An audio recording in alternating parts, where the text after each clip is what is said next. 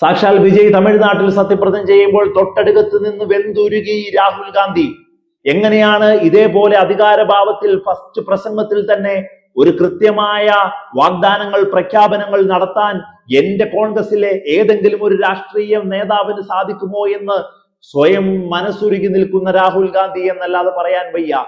വിജയുടെ സത്യപ്രതിജ്ഞയോട് ചേർന്ന് നിൽക്കുമ്പോൾ പോലും അദ്ദേഹത്തിന്റെ മനസ്സിലൂടെ കടന്നു പോകുന്നത് കേരളത്തിന്റെ തെരുവ് യുദ്ധമായിരിക്കുമെന്ന് പറയാതെ വയ്യ.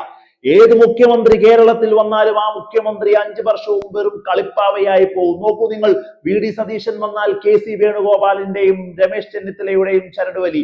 KC വേണുഗോപാൽ വന്നാൽ VD സതീശനും രമേശ് ചെന്നിത്തലയും KC വേണുഗോപാൽ ഏത് സ്ട്രോങ് ആയിട്ടുള്ള മണ്ഡലത്തിൽ നിന്നാലും തോപ്പിക്കാനുള്ള ചരടുവലി. രമേശ് ചെന്നിത്തല വന്നാലോ KC വേണുഗോപാലിന്റെയും VD സതീശന്റെയും അണികളുടെയും പ്രവർത്തകരുടെയും മുന്നിൽ കിടന്ന് ഇഴഞ്ഞു നീങ്ങുന്ന മുഖ്യമന്ത്രിയായി മാറും. ഇങ്ങനെ ഒരു മുഖ്യമന്ത്രിയായി പോകുന്നല്ലോ കേരളത്തിൽ. എന്തുമാത്രം കൃത്യമായ അധികാര സ്വരത്തോടെയാണ്, എന്തുമാത്രം പവർഫുള്ളായാണ് ഈ സംസ്ഥാനത്തെ വിജയ് അഭിസംബോധന ചെയ്യുന്നത് എന്ന് രാഹുൽ ഗാന്ധി ഓർത്ത് വെന്തുരുകിയിട്ടുണ്ടാകും എന്നുള്ളതാണ്. ഇന്ന് സോഷ്യൽ മീഡിയ, മുഖ്യധാരാ മാധ്യമങ്ങൾ വിജയോട് ചേർന്ന് നിൽക്കുന്ന രാഹുൽ ഗാന്ധിയെ കുറിച്ച് ഓർക്കുമ്പോൾ അതിന് പുറകിൽ വരുന്ന കമന്റുകൾ മുഴുവനും അതുതന്നെയായി മാറുന്നതും അതുകൊണ്ടാണ്.